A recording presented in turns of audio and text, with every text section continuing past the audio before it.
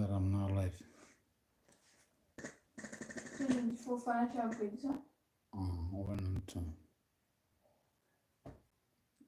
Hello. Well, I'm now live here on still in the financial upgrade plan. Let's come online. Let's invite friends and family. If you can hear me, just type, I can hear you.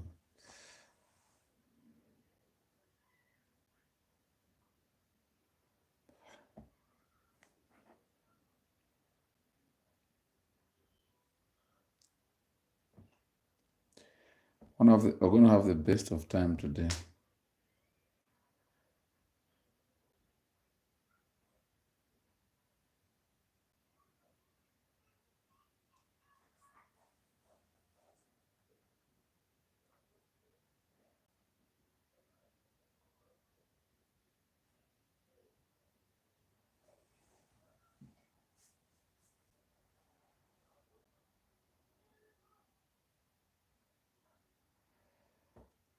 Well, if you can hear me, just type, I can hear you. We are going to have the best of time here as we look at what the rich know and don't want the poor and the middle class to know. Okay, Oliver, you can hear me. Okay, Gloria, you can hear me. Great. Let's invite our friends. You can as well invite your friends. You can share the YouTube link on your WhatsApp status, on your Facebook timeline, and any other social media handle that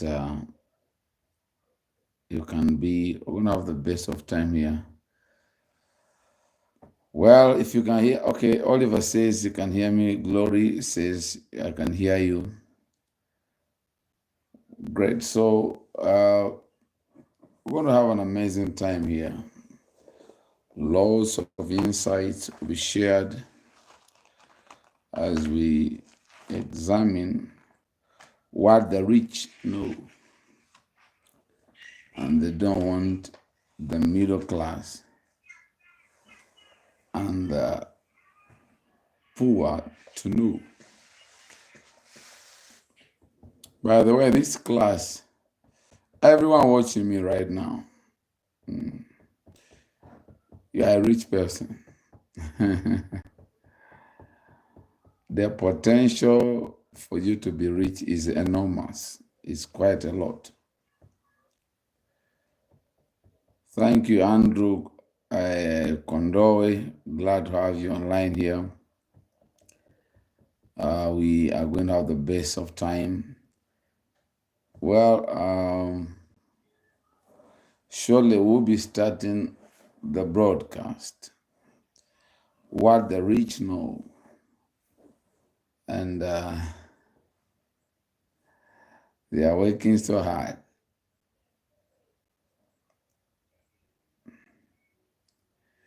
Verse 6 on the broadcast, I'm waiting for us at least just to be 10. And then the next 4 minutes, I'm going to start. Okay, Philip Isaac, okay, Austin Petey. Great. Let's invite one another. It's going to be an amazing time here.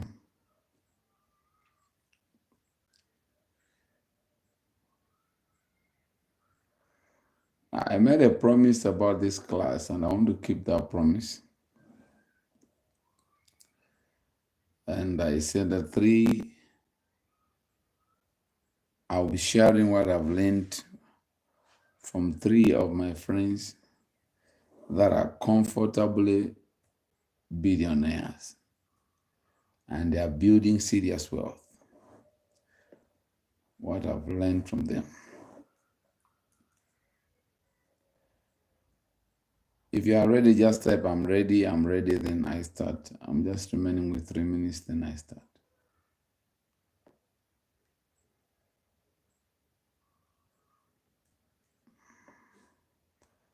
Let's invite friends. Let's get to 10 at least, then I start teaching here.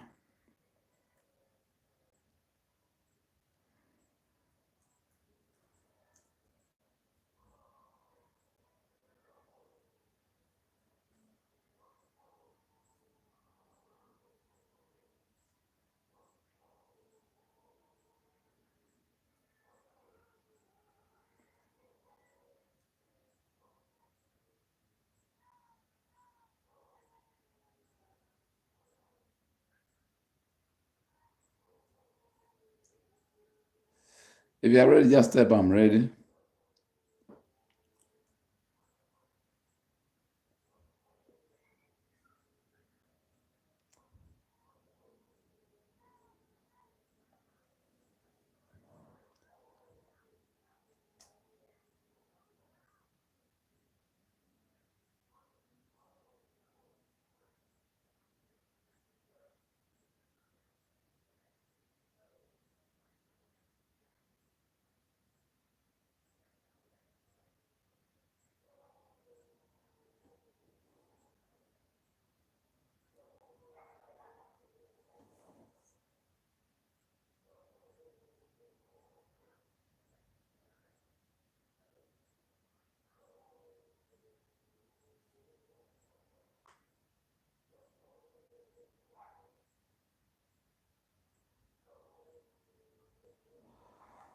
Beautiful.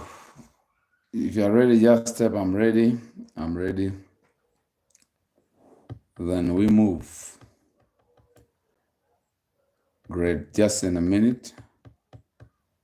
Then I start. If you're ready, just type I'm ready. I'm ready. I'm ready. I'm ready.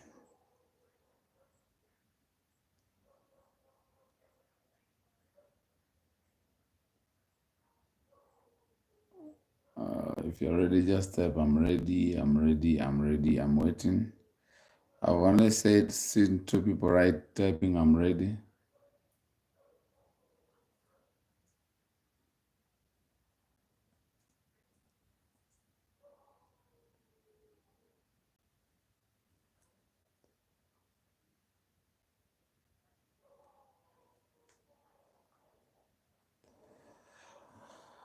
Great. Okay, so we'll be looking at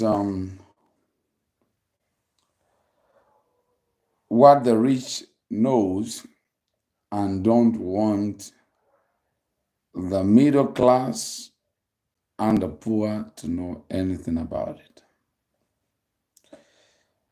And let me start by saying this, that wealth creation is secret powered, meaning to say that there are secrets that governs the creation of wealth.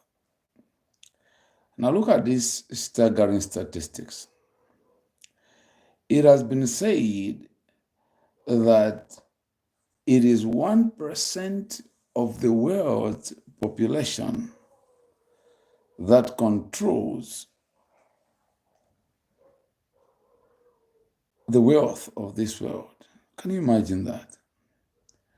1% of the world's population controls the wealth of this world. That's quite staggering. That's quite amazing. How is that possible? There are trade secrets the rich use that they try so hard to keep the poor from knowing them. Now, let me also say something here.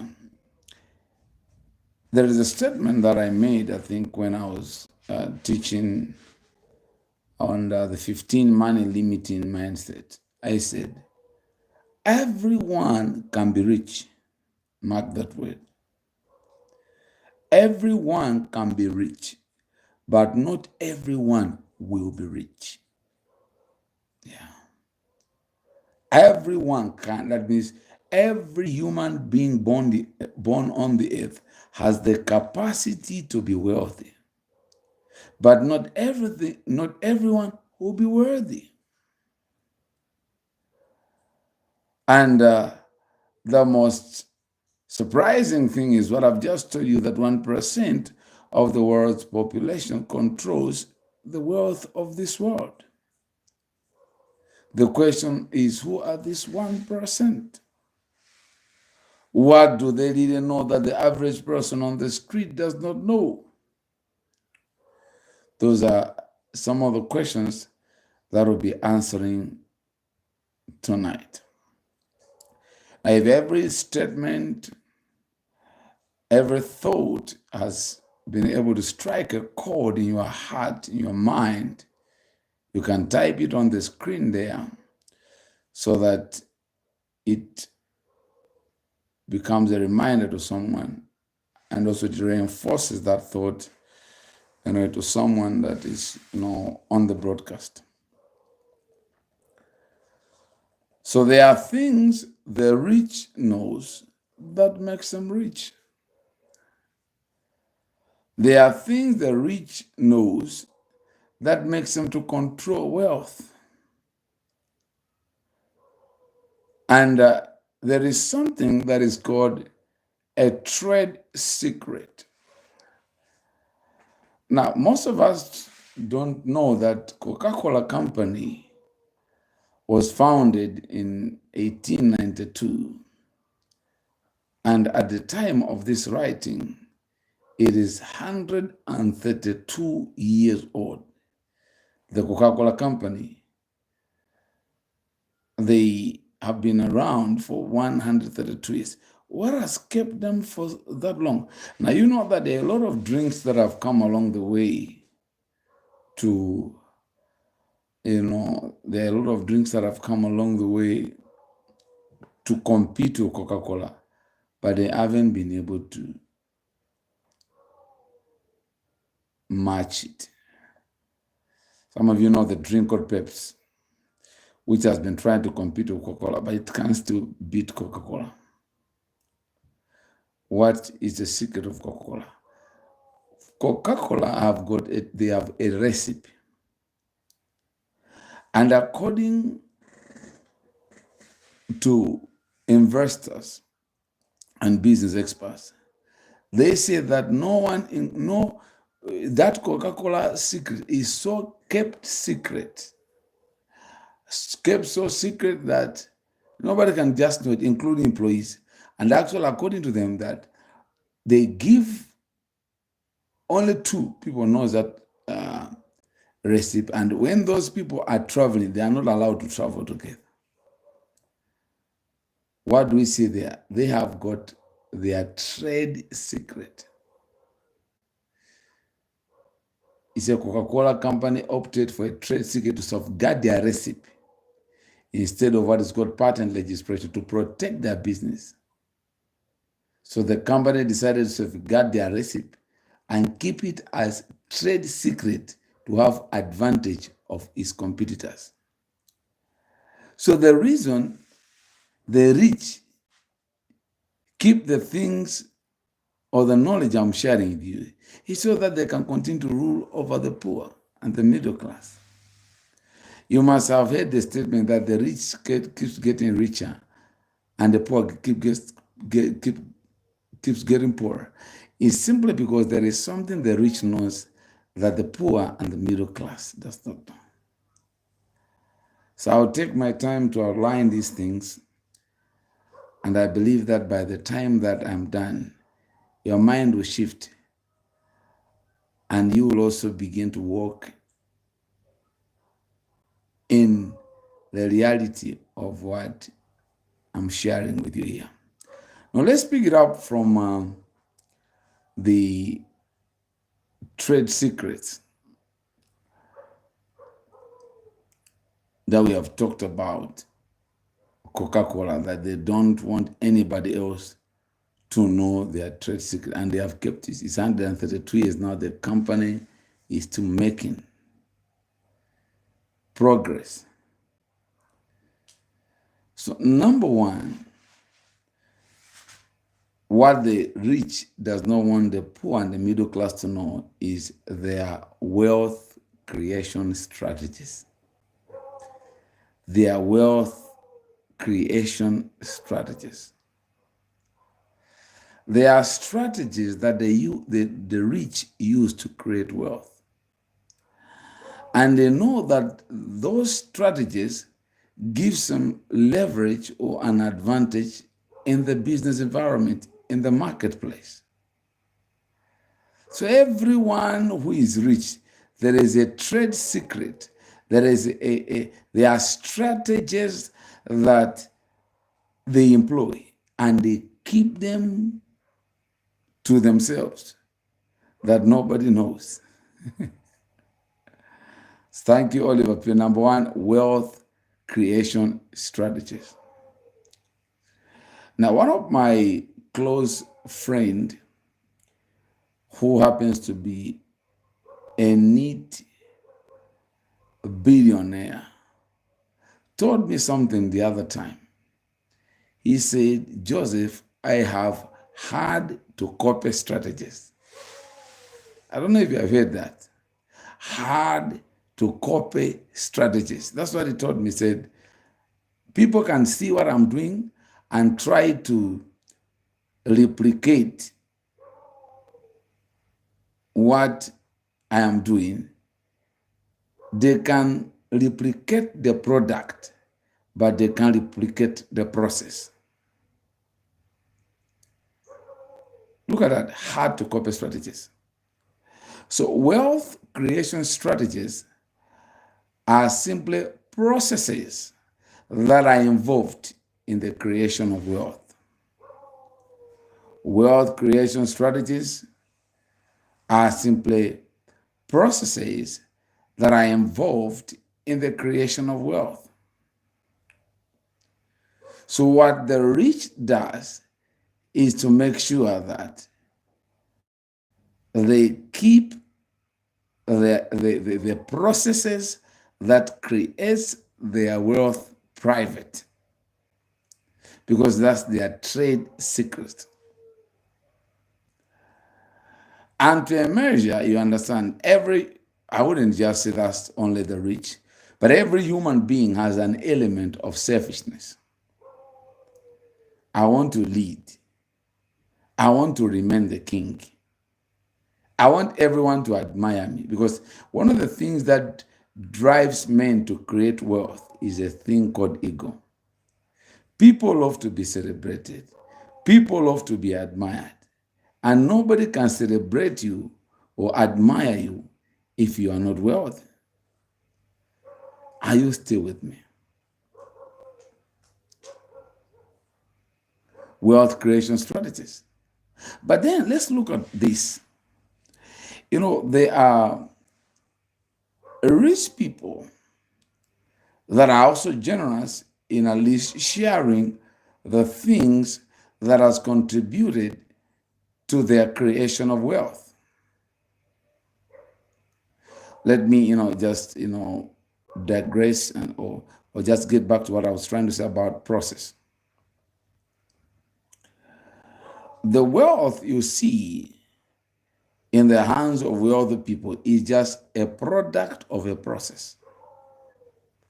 And I said one time that if you see a successful person, don't copy his product, copy his process. Because it is the process that produced the product. But most times it's not easy or to access the process that the rich has used to build their wealth. And there's somewhere that I'm going. One of the reasons the wealthy keep their strategies for themselves is because those strategies were created or they evolved in different scenarios and circumstances. For instance, someone may even say, I even struggled to evolve these wealth creation strategies. So nobody can just get them anyhow. That is why you see people that are in that class. For instance, I'm told that if you want to have Donald Trump speak at an event, he charges $1 million for only 45 minutes. Well, the question should be, how can someone charge $1 million? That's almost, 200 million. 200 million to speak for 45 minutes. What does that suggest to you?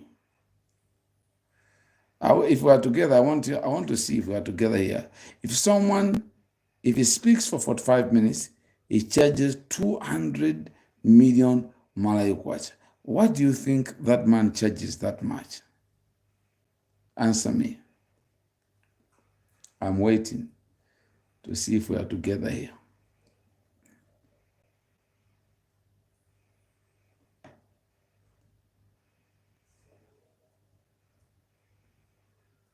I'm waiting. We are reasoning together here.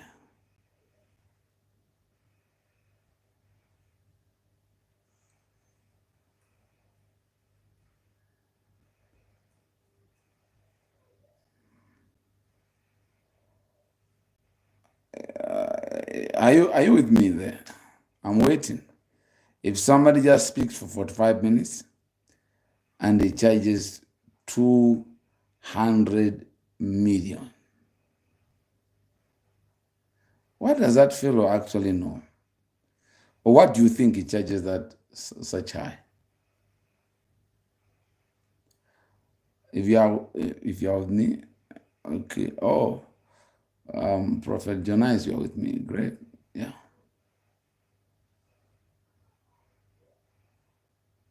It is because of the knowledge and the wisdom that that person has carried. Okay, thank you. Any suggestion?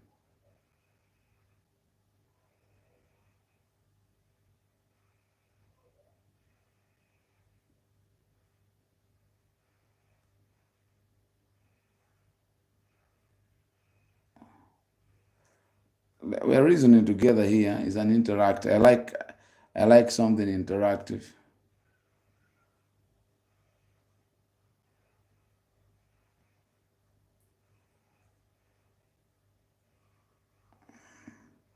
Why can somebody just speak for 45 minutes and it charges 200? I'm waiting. I've just seen one answer.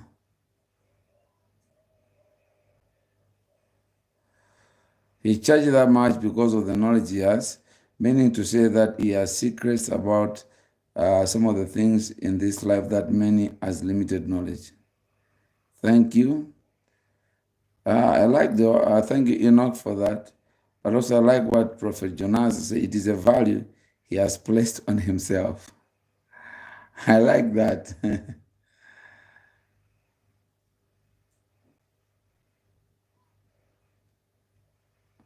Okay, you see, if someone comes and says, okay, if I speak for 45 minutes, you give me 200 million Malai kwacha. It means that, yes, I would want to agree that it is what he knows. But the question should be, okay, can somebody share everything he knows within 45 minutes? Not necessarily so, and I don't think so.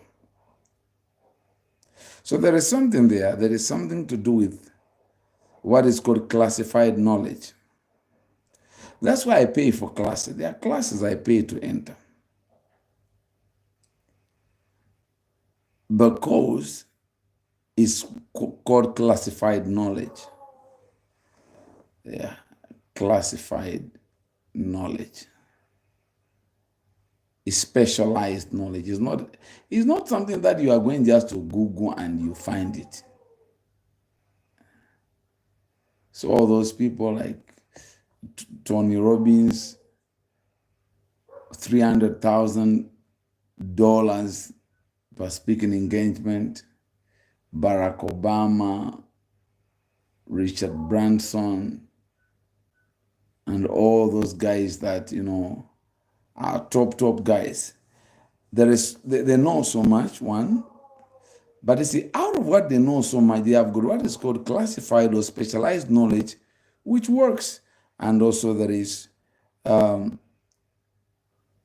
their value, because it's what you know actually, it ultimately reflects, in the value that you have. So just to round it up, the rich, they have good wealth creation strategies. I've just mentioned about a friend of mine who is a billionaire, and he told me that he has hard to copy strategies. Meaning to say that it's very hard to copy, the strategies that he uses to create wealth.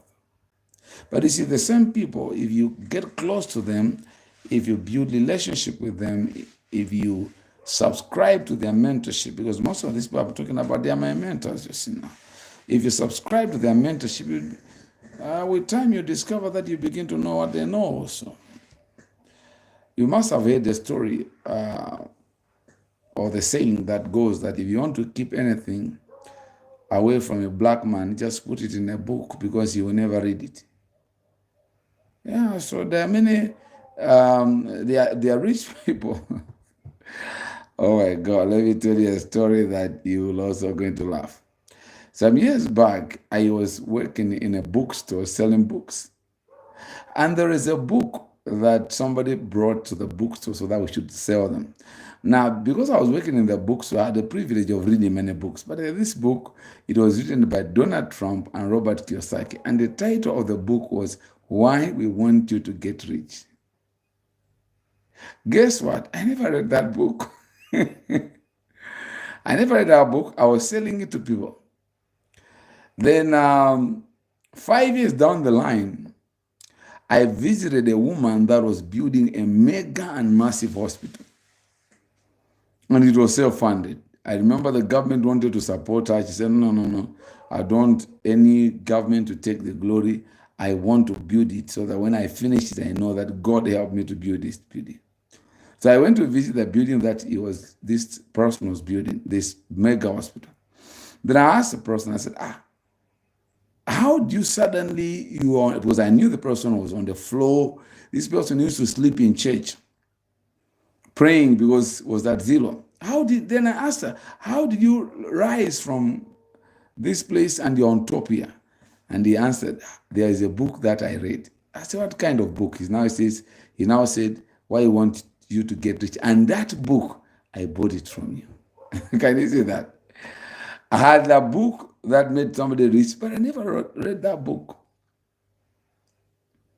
That's almost 15 years ago. What do we see from there? Even though the rich keep their wealth creation strategies, if you're an avid reader, you can be able to know their secrets. I've been reading a book for the past 3 weeks by one wealthy person. Their book has got 253 pages. 253 pages, but then the information ended at 244. So I've finished that book today, 244 pages. From the start to the finish, what I've learned from that book is that if you want to be rich, save moment. He calls it high rate of savings. So through studying the rich, through observing them, subscribing to their mentorship, listening to their videos, somehow, you are going to be able to know what they know. Okay, number 2. What is it the rich know that they don't want the poor and the middle class to know? Number 2, the difference between security and freedom. The difference between security and freedom. That's number 2. You can write it there. The difference between security and freedom. You see, the poor and the middle class look for security in life, while the rich and the wealthy, they look for freedom. And these two are exactly opposite. They are opposite from each other. For instance, getting a job gives you security. That there is a guarantee that at the end of the month, as so did, I will receive my pay. That's security. While the same money you are waiting to receive once a month, a wealthy person is making the same money every day in his business, in her business. Because while you are looking for security, he is looking for freedom. Do you see that now? Is there anything wrong with the job? Nothing wrong with the job. But what the rich do not want the poor and the middle class to know the difference between security and freedom. Because at the poor and the middle class, they look for both. They look for security and they look for freedom. So what they do, they vacillate in between the two.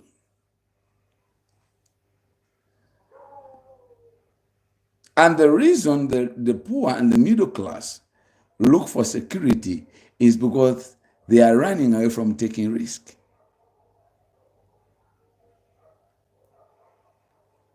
Now look at this. Building a business is more risky than having an 8 a.m. to 5 a.m. job. You get what I'm saying now? But you see, the risk that the rich take to build business whose income is not clearly certain is what gives them financial freedom. So while the poor and the middle class are pursuing financial security, the rich are pursuing financial freedom. What's financial freedom? Financial freedom is simply the ability to do what you want, when you want to do it, with whom you want to do it, and as much as you can. That's freedom. So as long as the rich see that the poor and the middle class are busy looking for security, they are okay because they know that as long as they take that trajectory, they'll continue to be perpetual slaves. The question I'm asking for you today is that, are you looking for freedom? Are you looking for security, or you are looking for freedom?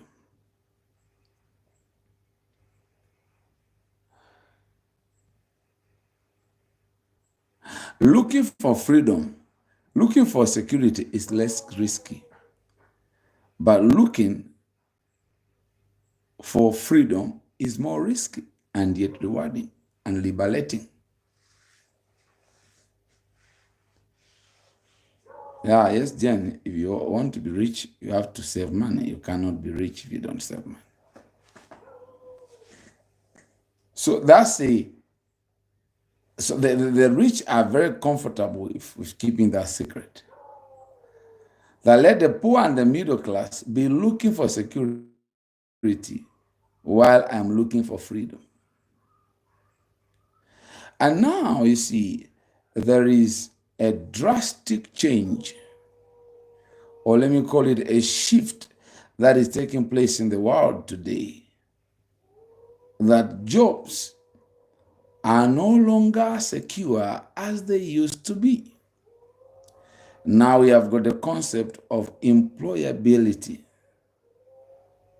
While as in the 90s or in the 80s, it was easy to maintain a job based on a paper.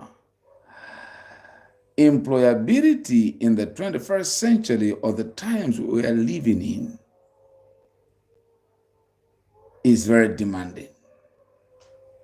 Because if you are to remain employable, it means that you have to keep pace with developing the most sought after skills that are needed in the marketplace or in the job market.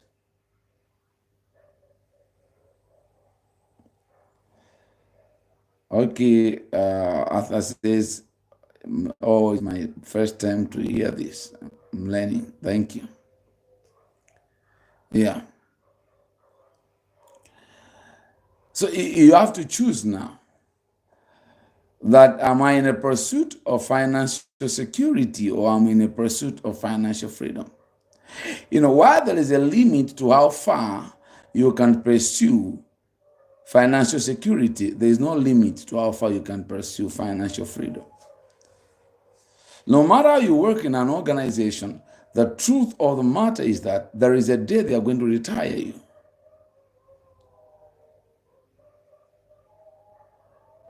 From that organization. And the truth remains that if you're working in a business, you cannot be more financially free than the owner of that business. The best you can have is financial security. So the rich knows that as long as the poor and the middle class are pursuing security, we are okay here, we'll make money and be financially free. One of my mentors made a statement that he is chronically unemployable, meaning to say that he has developed himself to a level where it is hard for an organization to hire him or to employ him.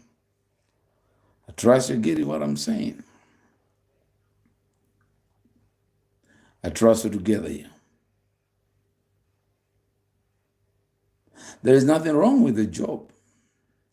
But if your mind is configured that the job will give you financial freedom, then you are under a delusion. And actually, see, the security that the poor and the middle class looks from a job does not exist. It is something that has been believed over the years. They say, okay, you must have a predictable income. But you see, one thing that helped me and, one thing that bailed me out, from the rat race of seeking for security is that I came to a realization one time in my life that I discovered that money is a daily need. Money is a daily need.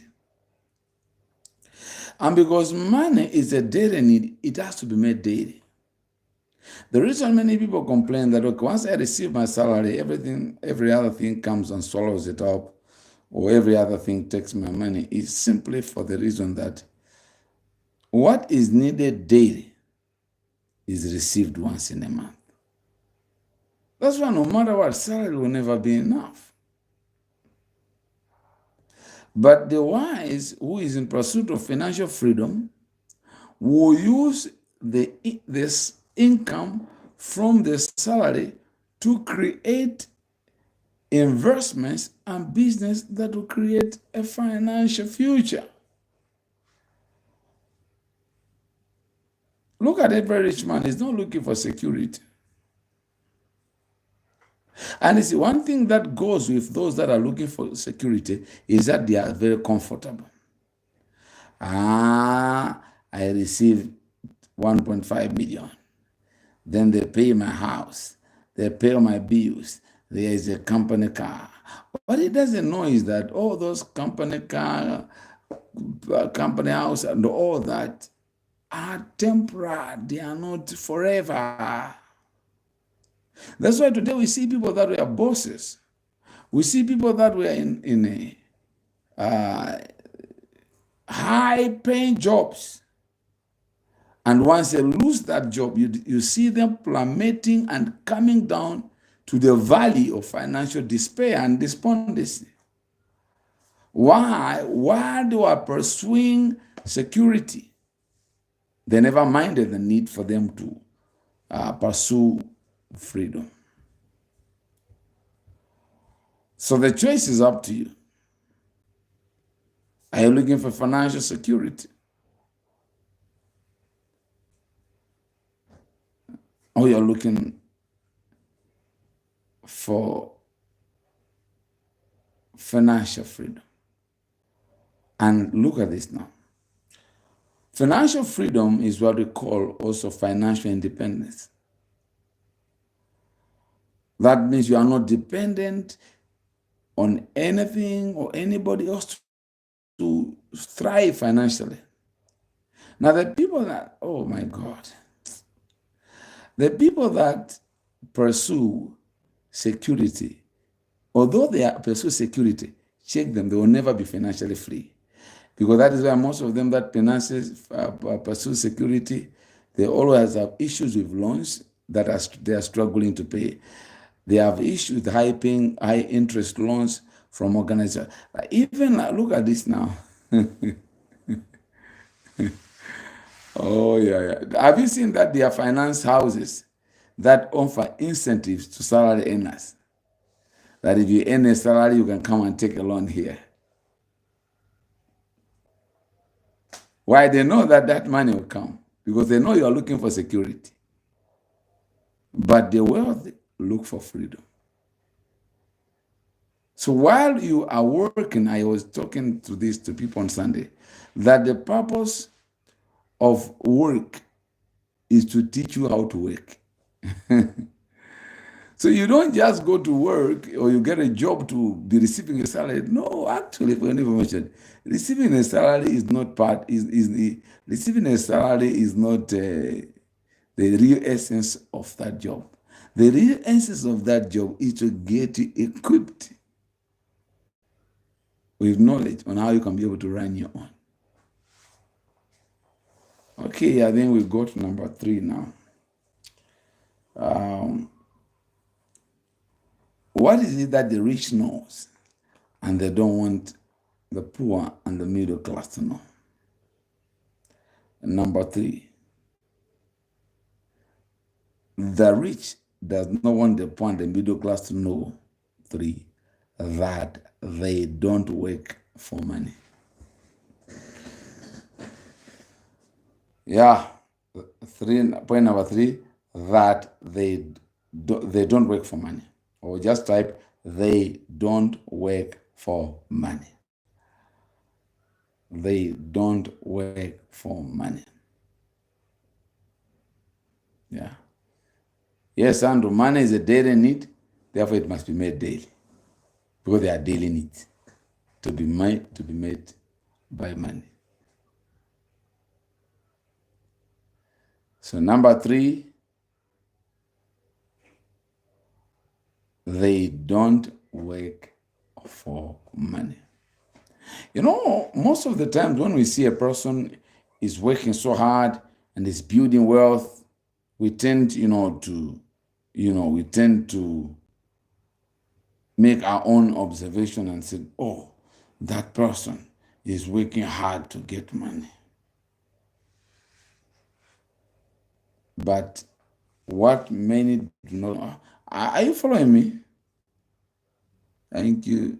Are you following me? Point number 3. I've somebody got in point number 3. If you have gotten it, type it there.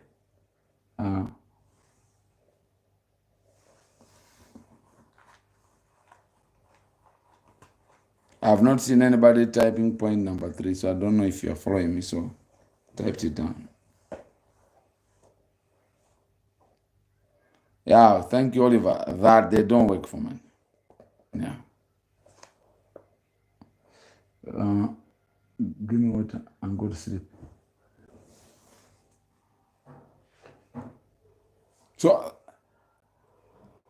the rich understand something else. That you must work hard for money until money starts working hard for you. You must work hard for money until money starts working hard for you. So this is how the rich starts. The rich starts working for money, and when they make money, or as they are making money, they take that money and start using the money to work for them. You see what they do? You see what the rich do? The rich work hard. They work hard so that they can get money. And as they get money, they take that money.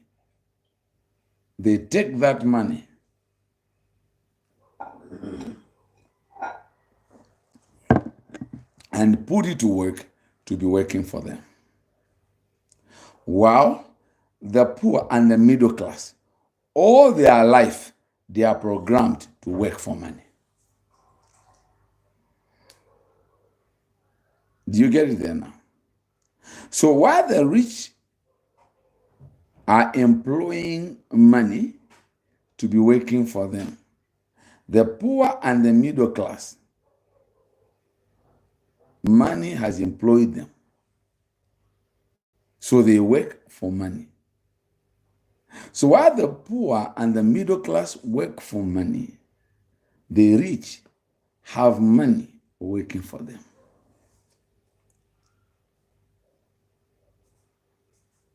Yeah. Yeah, the rich work hard for money, and the money begin to work hard for them. So what a rich person will do is that he's working, so he finds a piece of land, and on that piece of land, for instance, maybe he gets 1 million, that's his salary, so he disciplines his spending, then begins to build, let's say, 4 housing units in a place. 1 housing unit there, another housing unit here, another housing unit there, another housing unit. So let's say each housing unit is charging 250,000. It means that in a month is 1 million. Then in 3 months, that's 3 million. So it means that he has worked hard and put that investment. And so you discover that those 4 housing units will be making money for him. They will be working to make money for him. So that is, now look at that.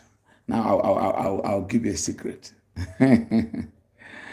There is what I mentioned, I don't know if I touched that area before. There is what is called the labor system of the poor, and there is what is called the labor system of the rich. I don't know if somebody can note that. There is the labor system of the rich, and there is the labor system of the poor. Yeah. What's the labor system of the poor? The labor system of the poor is that they work once, then they receive the payment once. Now look at this. You don't receive salary every day. But do you know, in one day I sat down and I began to make calculations. That most times we say that, okay, I'm staying in a house of 30,000 kwacha. What we fail to realize is that if you're staying in a house of 30,000, it means every day you pay 1,000 kwacha. Do you get what I'm saying? So it means that house is giving the owner 1,000 kwacha every month. 1,000 kwacha every month. And the house is now 500,000. The house is 700,000 in rentals. I don't know where you are, but I'm in Lilongwe here. So there's actually a house is 1.5 million. One house, yeah. What am I trying to say? There's a labor system of the rich and the labor system of the poor. So in the labor system of the rich is that they work once, and they receive salary once. While the labor system of the rich is that he works once and receives payment several times. For instance, now, if you are working in an organization and they are paying you 100,000 and the contract is 6 months, it means that after 6 months, you are no longer receiving from that place.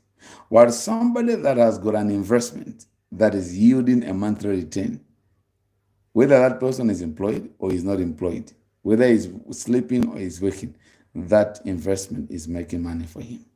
So while the poor work once and receive once, the rich work once and receive so many times or continuously. So the rich just keep silent. They see you working hard for money, and they won't bother to correct it. Like, my brother, you're working hard for money, but you are not allowing this money to work hard for you. Thank you. That's another thing that the rich does not want the poor to know. So they see the poor and the middle class, they're working hard for money, so let them continue working hard for money. Our money is working for us. How do they do that? The rich invest in shares. If you buy shares from Airtel, if Airtel is making profit, it means that your money is working for you. But for instance, now, all those that buy shares, every year they receive what is called dividends. What is happening? They took their money, invested them in a company where they are not even managing that company. Then from there, they are making money from that place. What do we get here? Our minds were programmed to work for money, but we must reprogram our minds so that there will be money creating machines. So that when we create money, that money starts working for us. And money does not work for us in a savings account. Money works for us when we build businesses, when we invest in mutual funds, when we invest in shares, when we invest in maybe a savings with high rate savings. I remember sometime I was investing with this particular banking company. Now look at this. I'd invested 1 million, but I ended up getting an additional 480,000.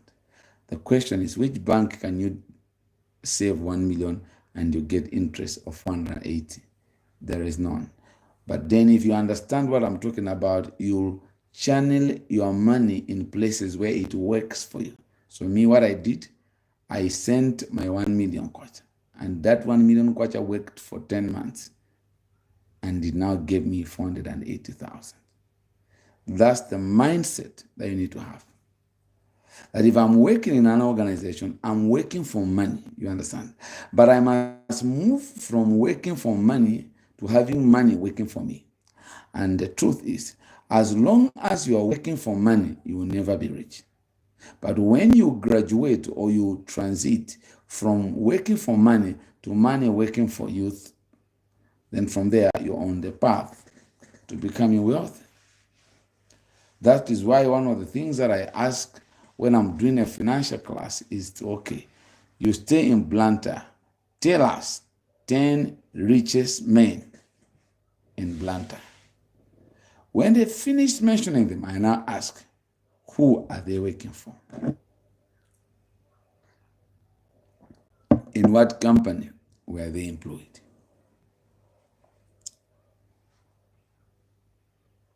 If you are getting value, type I'm getting value.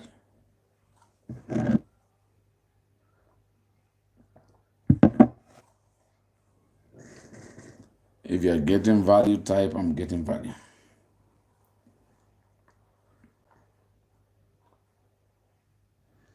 If you are getting value, type I'm getting value. Then I'll continue from there.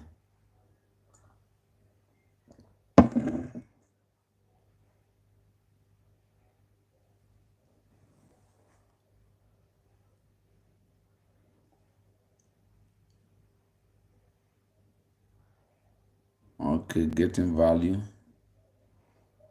I don't know if you're hearing me. If you're getting value, type in the section there, I'm getting value. I'm getting value, I'm getting value, I'm getting value. I'm waiting for you.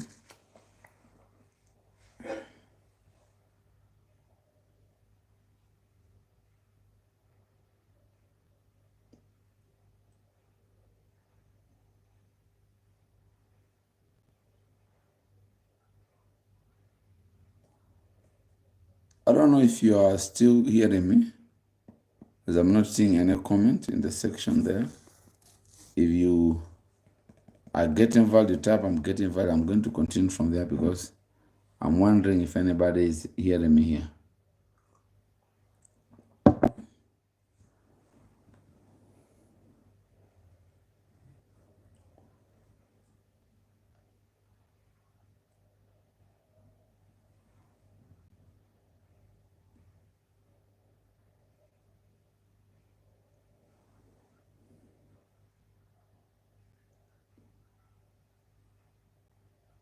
Okay, Seller says, okay, thank you. Okay, now let's go to number 4.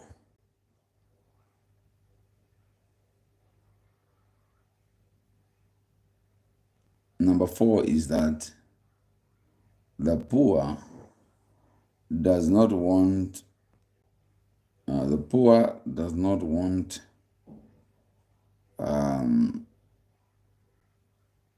the rich does not want the poor and the middle class to know that they use OPM. I'm going to just write here that they use OPM.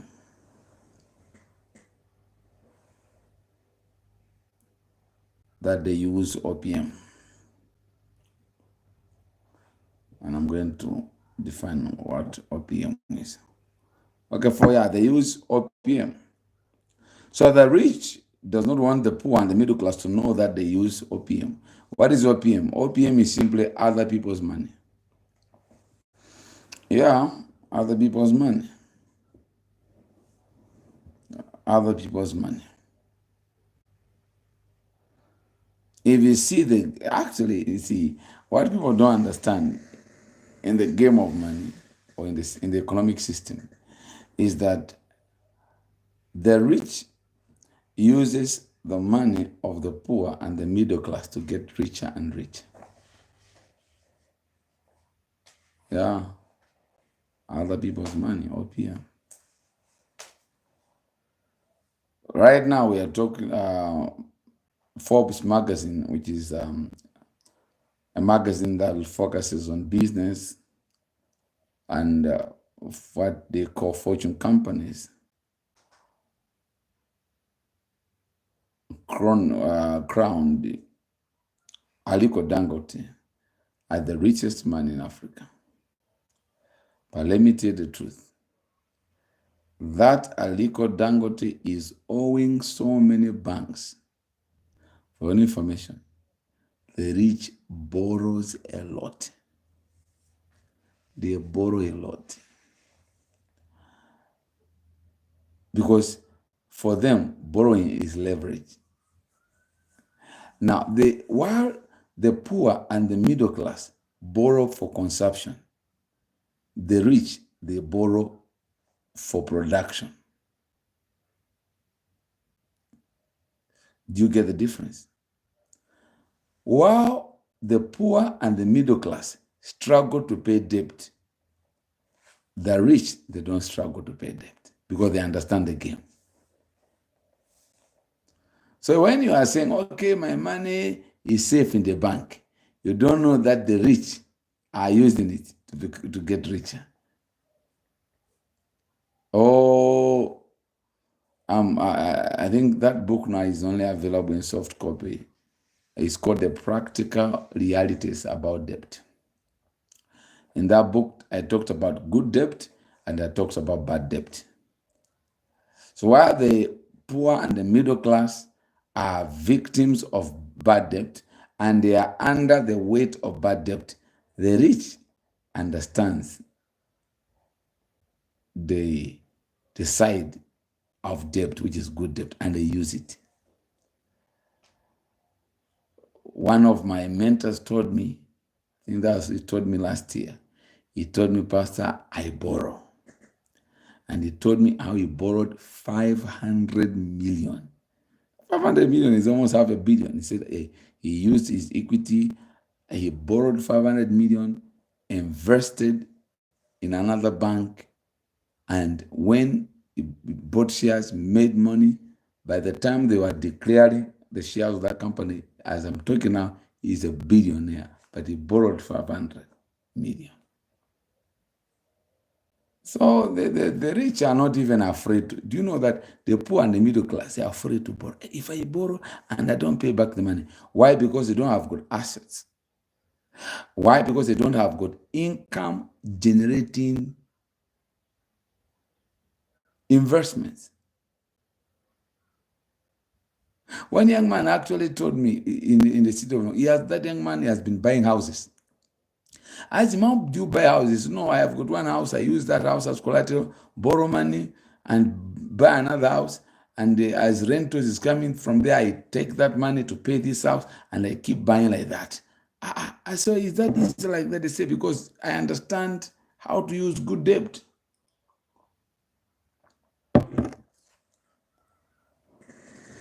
How do you borrow money to do a wedding? As if the wedding is an investment. So many people have entered into trouble because they don't have good financial intelligence. That is why I'm encouraging you to invest in your own financial intelligence. Invest in your own financial intelligence. I invest in my own financial intelligence. Seriously. I read every day. I update my financial IQ. I talked about financial software the other time. So the rich don't even know. They can't tell you that, okay. The rich cannot stand on the podium and say, okay, oh, you rich people, oh, you poor people, and the middle class, we are using your money to get rich. They don't. They just walk quietly. They look at the middle class and the poor. They say, look, we are using their money to become rich.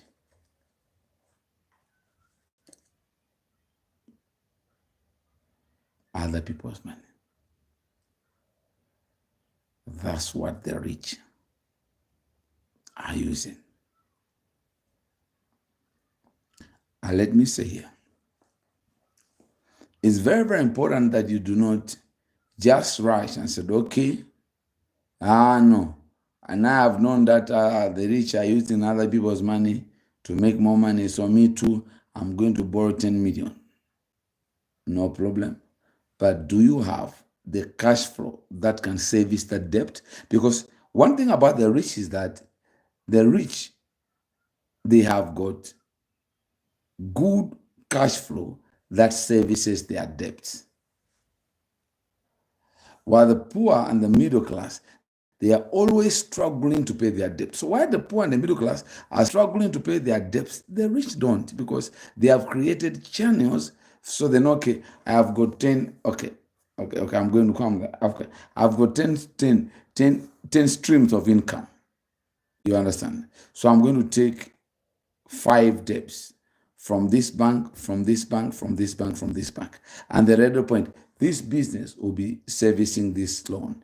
This business will be saving this debt. This business will be saving this debt. That is why I talked about multiple streams of income. And saw that in the scripture, Ecclesiastes chapter 11. That sow in the morning, sow in the afternoon, because, and it said, give a portion to 7, then to 8. And I was actually teaching that in church, that the minimum streams of income, things that gives you money, must not be less than 8. So when I talk about the rich using other people's monies, they do that so intelligently. So you discover that they are making more money. They are making more money. But the money, actually, look at this now. Look at how clever the rich is. The rich don't use their money to make more money. They use other people's money to make more money. That's how clever they are. That's how they keep getting richer and richer. By that time, they have already accumulated money that is in investments. So instead of using that money, they use other people's money to increase the money that they already have. Do you see how the game of money is played? But the rich does not want you to know that they are using your money to be richer. They don't. So they just move on quietly. I talked about one of my friends, a young businessman. The bank approached him. He said, your car is old. We can give you a loan to change your car. There is 50 million available for you here. Yeah, Jen, investing in my own financial intelligence. And that's one thing about the rich. The rich are financially intelligent. Where I'm sitting now, if I'm to open my bag and show you the books I'm reading, you will know how serious I'm about financial intelligence.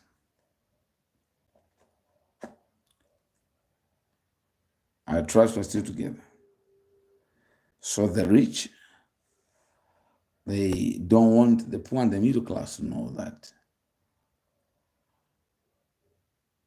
they use other people's money.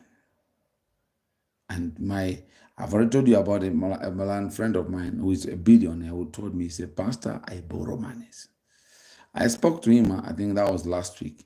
He was telling me, he said, I use my shares to borrow and buy more shares. Are we together right now?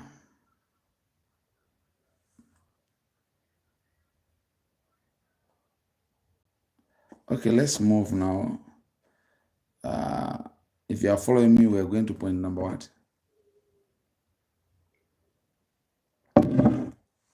Let me know if you're following me. What number are we going now?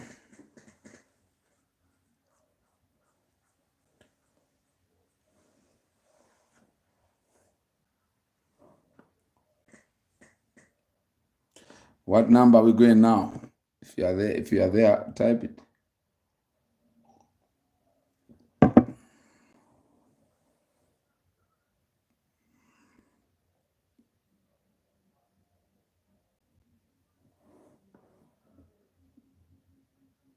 I'm waiting. What number are we on now?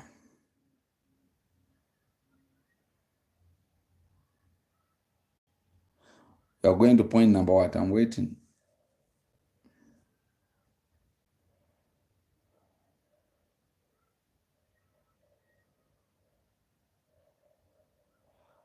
Okay, so, okay. We are on number 5.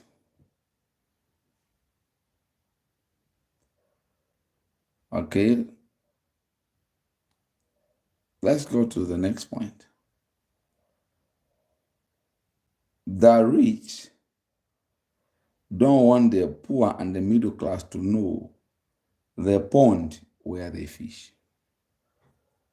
Or you can write the river where they fish. The river where they fish. The river where they fish.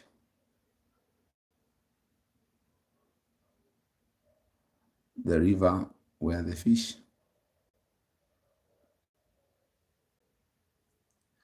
The poor and the rich don't want the poor and the middle class to know the river where they fish.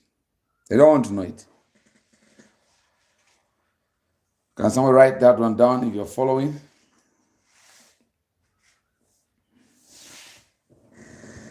The rich don't want the poor to know the river. Okay, Glory says we're going to, yes. We're going to number 5 and we're talking about the river where they fish. They don't want you to know it.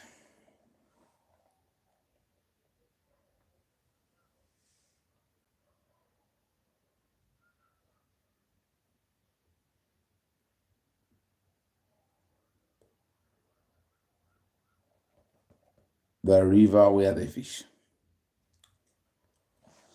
There is something about financial progress in a sense that if you want to make financial progress, you have to be practical. You have to be sincere. You have to be determined. And you have to know exactly what you want. Unfortunately, a lot of people don't know what they want. No, they don't. So because they don't know what they want, it's difficult for them to make the progress that they desire or they deserve. So you see that although the man is working so hard and he's been working so hard for 10 years, 5 years, but still more he's not making headway. What's the reason? Sometimes it may be that the river where you are fishing can only give you usipa, or the smallest fish that there is. Yeah. Oh, I've tried so much to do this business, but I can't just make a profit more than 200,000 in a month. What is actually happening to me? Listen to this and listen very well. A time comes when you have to change the river from where you have been fishing if you are to catch something big. A time comes where you have to change the river. What the rich know, I've had conversation with rich people. Then they will be telling you that the way they make money. Then you wonder, okay, so is this a place where money is found? Yes. Why is it not common? You see, it has been said that common sense is not that common. Common sense is not that common.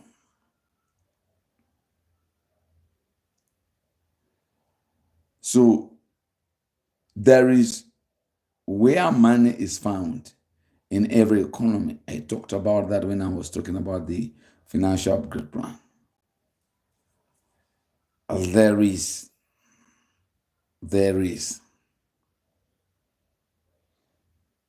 a place, or there are places where money is found. And as you're looking at the rich, if you come close to them, among themselves, they know that if you want money in levels of 10 millions, 15 millions, that's a river to fish. If you want money in terms of 100 million, 200 million, that's a river. And they don't want the poor and the middle class to have access to that knowledge. Please, I'm not getting any comment on the stream. If you can hear me type, I can hear you.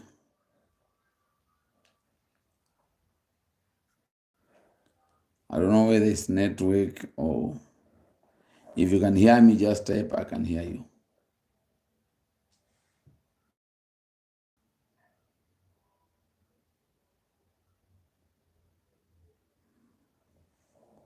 Come on, guys. If you can hear me, just type, I can hear you. I don't know whether it is network but let me wait so that I will not just be talking and there are no people online. If you can hear me, type, I can hear you.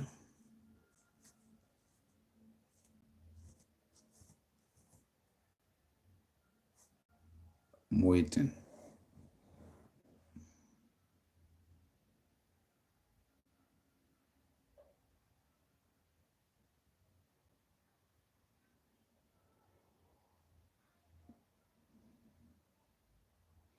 Is anybody hearing me there? Is anybody hearing me? If you are hearing me, type, I can hear you.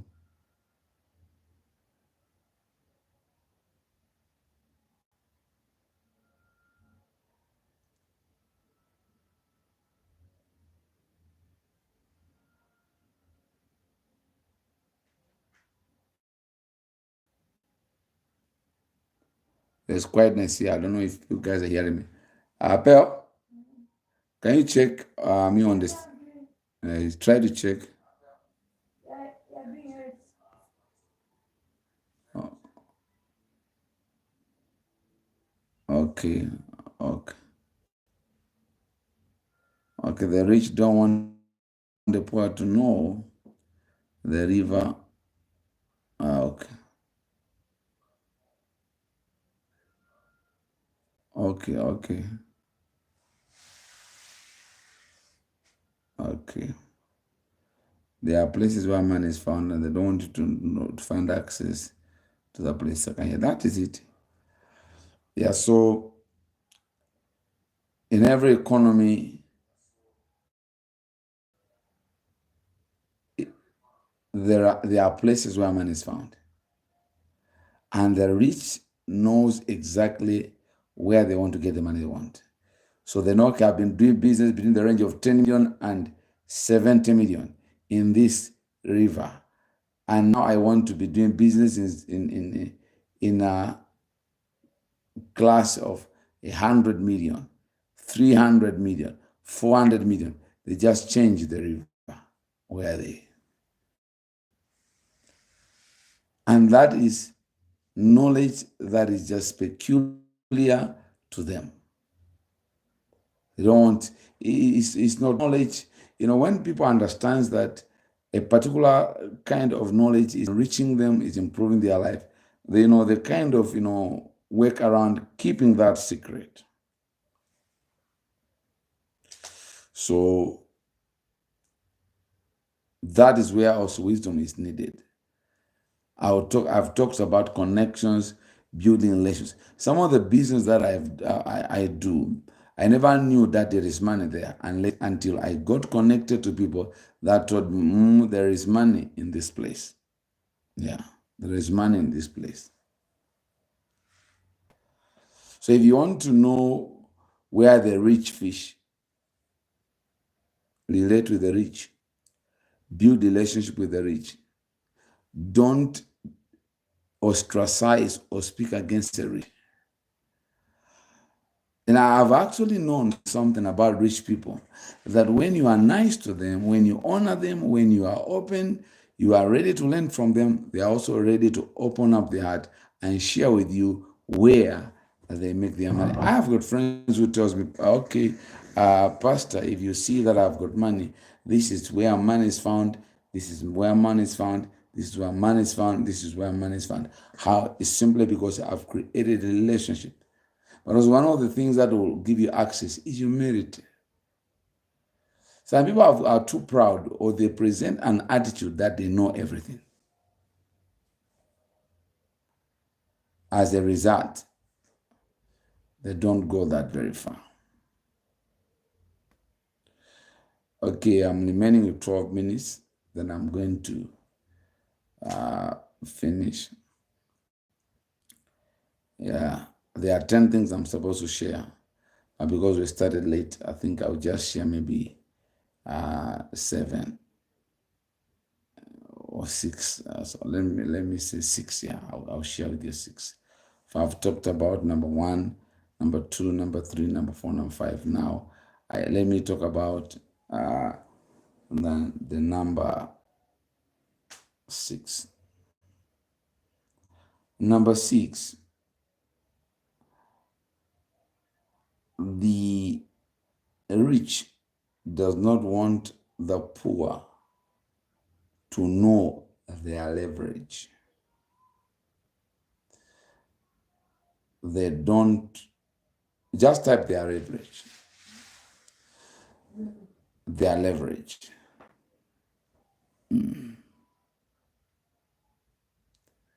Their leverage.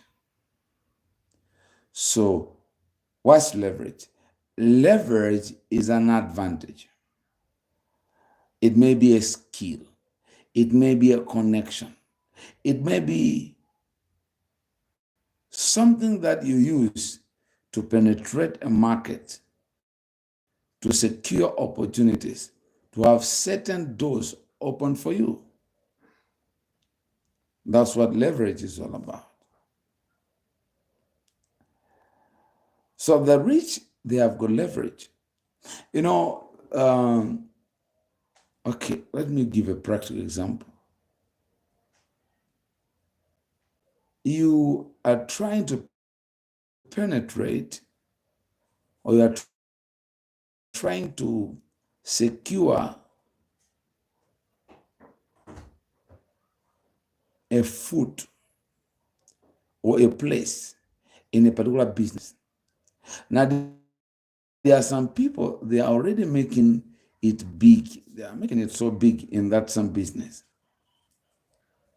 And you are trying, to secure a spot within that business. You are trying to secure a place within that business. And yet you have done all the requirements that are needed. You understand? You have done all the requirements that are needed, and yet you discover that you can make it. And yet there are people that are doing exactly what you are doing, and they are making it big because they understand leverage. Leverage, I've talked about it, may be a particular skill. Maybe they know how to craft business proposals. Maybe they know how to pitch for business grants. There is leverage that the rich has. And I've already said that when we talk about leverage, we are talking about an advantage that is used to secure opportunities. I was in Kenya, and I attended a business conference where several prominent men of God were teaching, but also some business people, some CEOs of banks. And I remember we had Apostle Joshua Selman there. He spoke, I'll never forget, a very powerful teaching. Then there was a business coach by the name of Vusi Tembikwayo. Vusi Tembikwayo. That is a South African guy, very good business coach. Then he said something else. That, for instance, now, if you have applied, or if you're, okay, what word would I use? I want to use a business term. If you are looking for a contract, or you have submitted documents to secure a contract with an organization, and there are a lot of people that have also, applied in the same organization, there is something that is called lobbying. Lobbying is looking for someone inside that company who knows what needs to be done exactly for you to be able to get the business. So if you know, if for instance, if you have built a network with people that are very key in giving you information where you want business, that's leverage. So it might be that, okay, maybe you are in a business and you're struggling to get contracts. Then before you know it, you now discover that no, there is a need for me to build connections within the construction industry. I need to build, connections with the who and who in the construction industry. And as you do that, that becomes your leverage. Actually, you see, there are people who are into business and they win big, big contracts. But check it, they are not the ones who write those business proposals. What happens? They have a leverage of someone who does not have money, but he knows how to craft business proposals that attracts funding. Leverage. And most times, because it's leverage and it's business, is not something that anybody can just stand on the mountain and begin to shout. If you see me winning every contract I bid for, it's because of ABC. They won't do that. So one of the things that the rich does is that the rich are good at hiding their leverage. And it goes on, as I've already said, to building relationships with people that you know can be able to give you access to business. For instance, I've gotten so many businesses in our publishing company simply by referrals. Somebody said, no, you want to publish your book, get to Joseph Chikwenga. He knows what he's doing. He's going to bring out the best now. Who are those people? Those are people that I've built a relationship with. I'm talking about leverage in terms of relationship. But also I've talked about leverage in terms of skill. So if you now assess, okay, the reason I'm not able to make progress in this business or in this investment is because there is a particular skill that I lack. What do? You go for that particular skill. Are you with me now? You go for that particular skill. And once you get that skill, you see your scaling height. You see your business is changing. You see new doors are opening. Why? Simply because you have realized that which has given you an advantage. As I'm closing, I want you to know that there is nothing the rich knows that you cannot know. And also, I don't want you just to get excited to know what the rich know, but then to put in place a system to apply that which you have learned. I noted that it's possible to gather a lot of knowledge on what the rich are doing, and you discover that you're not making headway in whatever you are doing. So understand that from today, that if everyone, there are people that have got connection, all kinds of connections. I'm not talking about making connections that are linked to corruption and bribery. No, I'm talking about simply understanding the business environment that you're operating in, simply knowing the who and who in your industry so that you can be able to leverage on whatever advantage is available and be able to scale heights in your business. There is a particular advantage the rich uses to scale height, and that they don't want anybody else to know about it. Well, this brings us to, I've talked about the 6 things. I think next week, Wednesday, we'll be here again and I'll finish the other 4. But I trust that this has been helpful to you, and I would want to hear your feedback. I've still been recommending the book, The Abundance Mentality and 22 Unchangeable Rules of Money, to understand how the game of money is played. If you have received value, just type down, I've gotten value. Thank you, and wishing you a great night.